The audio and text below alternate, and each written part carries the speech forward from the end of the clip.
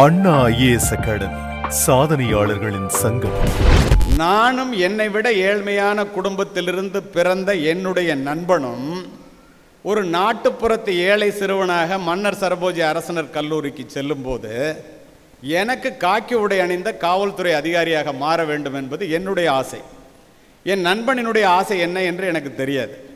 தஞ்சாவூர் சரபோஜி காலேஜுக்கு போகிற வழியில் பார்த்தீங்கன்னா எஸ்பி பங்களாவும் கலெக்டர் பங்களாவும் பக்கத்தில் இருக்கும். பெரும்பாலும் எல்லா டிஸ்ட்ரிக்ட்லேயும் அப்படி தான் இருக்கும். எனக்கு நான் எஸ்பி ஆகணும்னு ஆசை. போகிறப்பெல்லாம் அந்த இடத்துல காலையில் 9:30 மணிக்கு நின்று அந்த எஸ்பி பங்களாவை அப்படியே பார்த்துட்டு இருப்பேன். எப்போ ஒரு பேண்ட்டு ஒரு சட்டையை வச்சுட்டு காலுக்கு செருப்பு இல்லாமல் போகும்போது. அப்போது என்னுடைய நண்பன் ஹிண்டு பேப்பர் நான் சொல்கிறது 50 வருஷத்துக்கு முன்னாடி ஒரே ஒரு ஹிண்டு பேப்பர் ஒரு ஊருக்கு வரும். அப்படின்னா படிக்கிறது எவ்வளோ காலம், அந்த காலம் எவ்வளோ கஷ்டமான காலம் பாருங்கள். அப்போல்லாம் சப் இன்ஸ்பெக்டர்னா இப்போ எஸ்பி மாதிரி ஒரு லைன் விடாமல் படிப்பான். எனக்கு எஸ்பி ஆகணும்னு ஆசை. கவனிங்க, நல்லா கவனிக்கிறீங்க. கடைசி வரைக்கும் நீ ஏன் சொல்கிறேன்னு தெரியுமா? I am always particular about the last bench. You know why? The best brain of the nation may be found in the last benches of the class.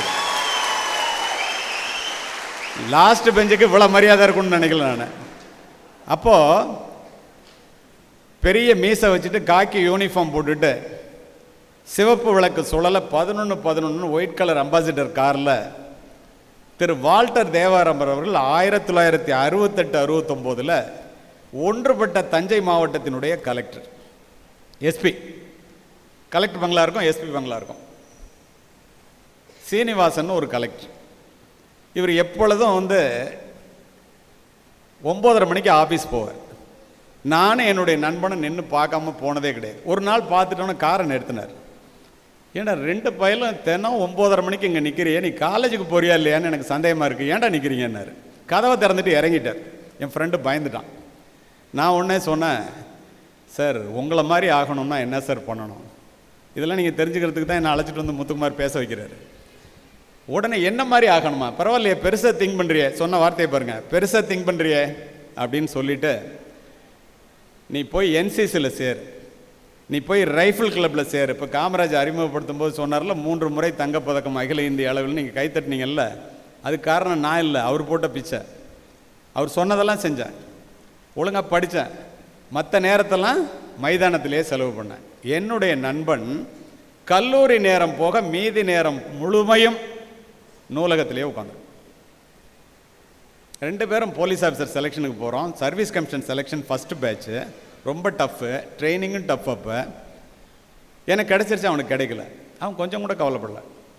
நான் பயிற்சி முடித்து பல இடங்களிலே பணிபுரிந்து உடனடியாக சிறப்பு பதவி உயர்வெல்லாம் பெற்று எந்த எஸ்பி பங்களாவை பார்த்து கொண்டு ஒரு நாட்டுப்புறத்து ஏழை சிறுவனாக நான் கல்லூரிக்கு சென்றேனோ அதே எஸ்பி பங்களாவிலே காவல்துறை அணிவகுப்பு மரியாதையை ஏற்று என்னுடைய ஏழை தாயுடன் மாவட்ட கண்காணிப்பாளராக குடிபுகுந்தவன் நான். இதை எனக்காக சொல்லலை, இனிமேல் தான் உங்களுக்கு கிளைமேக்ஸு. பதவியேற்று முடித்து விட்டு மரியாதை நிமித்தமாக மாவட்ட கலெக்டரை பார்ப்பதற்காக மாவட்ட ஆட்சியர் அலுவலகத்திற்கு சென்றேன். நூலகத்திலேயே அதிக நேரம் படித்த என்னுடைய நண்பன் மாவட்ட கலெக்டராக என்னை வரவேற்றான்.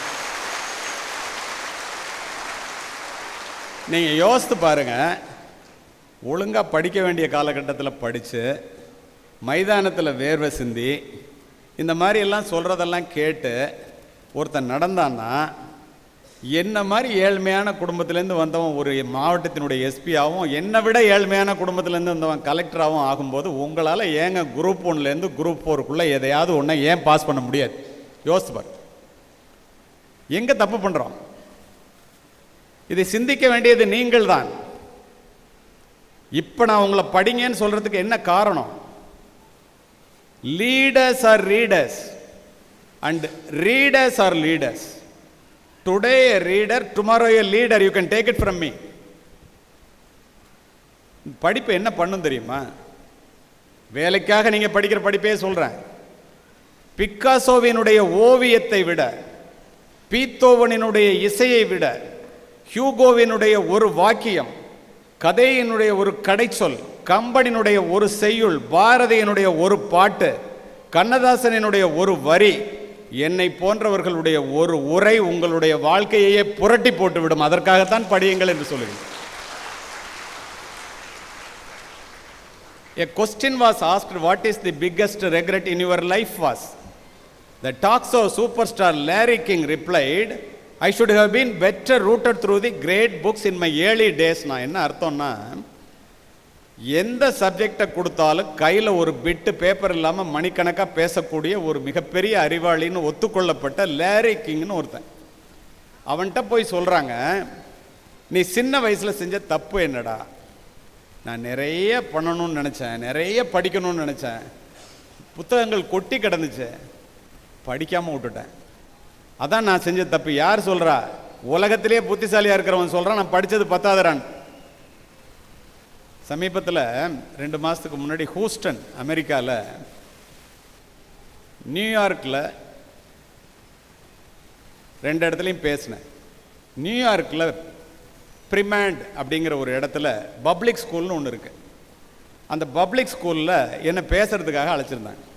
இப்படி உள்ளே போய் நுழைஞ்சேன். இப்போ அழைச்சிட்டு வந்த மாதிரி இதில் மேலே ஏறி வந்த மாதிரி அதில் மேலே ஏறி உள்ளே போகிறேன். ஒரு பெரிய ஆர்ச், உங்களுக்காகவே சொல்கிறேன்.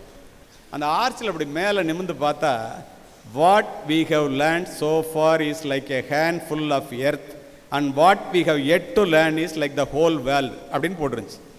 படிச்சுட்டே உள்ளே போயிட்டேன். எங்கேயோ பொறி தட்டுற மாதிரி இருக்கே, என்னடா இது, எங்கேயோ கேள்விப்பட்ட மாதிரி இருக்கேன்னு 2 ஸ்டெப்பு பின்னாடி வந்து திரும்ப படித்தா, கற்றது கைமண் அளவு கல்லாதது உலகளவு என்று 1000 ஆண்டுகளுக்கு முன் ஔவையார் சொன்னதை தமிழிலும் ஆங்கிலத்திலும் what you have learn so far is like a handful of earth and what you have yet to learn is like the whole world என்று இந்த தமிழ் மொழியை, நம்முடைய அறிவை அமெரிக்கர்கள் எழுதி போட்டு அவர்கள் பிள்ளைகளுக்கு அதை உதாரணமாக காண்பித்துக் கொண்டிருக்கிறார்கள் என்றால் நம்ம படிக்கணுமா இல்லை? நினைச்சு பாரு. இப்போ நான் உங்கள்கிட்ட சொல்கிறபடி மிகப்பெரிய அறிவாளிகள் கூட படித்தது பத்தலைங்கிறான். என்னுடைய வாழ்க்கையிலிருந்தே ஒரு அனுபவத்தை சொல்கிறேன். இப்போது எல்லாரையும் நான் படிங்கன்னு சொல்கிறேன். உங்களுடைய குரூப் 4க்காக படி, குரூப் 2க்காக படி, குரூப் 1க்காக படி, இல்லை சப் இன்ஸ்பெக்டராக போகிறதுக்காக படி, இல்லை ஐஏஎஸ் ஐபிஎஸ்ஸாக போகிறதுக்காக படி. என்னமோ தெரில, இந்த 1 மாதத்தில் ஐஏஎஸ் ஐபிஎஸ் அகாடமியாக நான் பேசிகிட்டு இருக்கேன். இதை படின்னு சொன்னால் படிக்கிறது சிரமந்தான். ஏன் சிரமம்னு சொல்கிறது தெரியுமா? அதை எப்படி சொல்லியிருக்கான்னு கேளுங்க. நெல்லிக்காயை முதல்ல கடிக்க சொன்னால் துவர்ப்பாக தான் இருக்கும், திரும்ப தண்ணியை குடித்தா இனிக்கும். அது இலக்கியத்தில் எப்படி சொல்லியிருக்கான் தெரியுமா? தொடங்குங்கால் துன்பமாய் இன்பம் பயக்கும் மடம் கொன்று அறிவை அகற்றும் விசாலப்படுத்தும் கல்வி நெடுங்காமம் முற்பயக்கும் சின்னீர் இன்பத்தின் முற்றிலாய் பிற்பயக்கும் பீழை பெரிதுன்னா என்ன அர்த்தம்னா, படின்னு எல்லாரும் சொல்லும்போது முத்துக்குமார் சொன்னாலும் காமராஜ் சொன்னாலும் கஷ்டமாக தான் இருக்கும். ஆரம்பத்தில் கஷ்டமாக இருக்கும், வேலை கிடச்சிருச்சுன்னா வாழ்க்கை பூரா இன்பமாக இருக்கும். சிற்றின்ப செயல்கள் எப்போ பார்த்தாலும் செல்லை நோண்டிகிட்டே இருந்தால் ஜாலியாக தான் இருக்கும், வாழ்க்கை பூரா இன்பத்தை கொடுக்கும் அப்படின்னு நீங்கள் நினைப்பீங்க. வாழ்க்கை பூரா துன்பத்தை கொடுக்கும். படித்தா வாழ்க்கை பூரா இன்பம், செல்லை நோண்டிகிட்டே இருந்தால் வாழ்க்கை பூரா துன்பம். நீ வாழ்க்கை பூரா இன்பமாக இருக்கணுமா துன்பமாக இருக்கணுமான்னு முடிவு பண்ணிக்க, அவ்வளோதான். இப்போ அதுக்கு நம்ம படிக்கணும்னு சொல்கிறோம். இப்போ நான் 35 ஆண்டுகள் காவல்துறையிலே பணிபுரிந்து மரியாதையோடு காவல்துறையிலிருந்து பணி நிறைவு பெற்ற பிறகு, ஏன் மரியாதையோடுன்னு சொல்கிறேன் தெரியுமா? ரிட்டையர்ட் ஆகும்போது டிஜிபிக்கு தான் வந்து பாசிங் அவுட் பரேடு கொடுப்பாங்க, செரிமோனியல் பரேடு கொடுத்து அனுப்புவாங்க.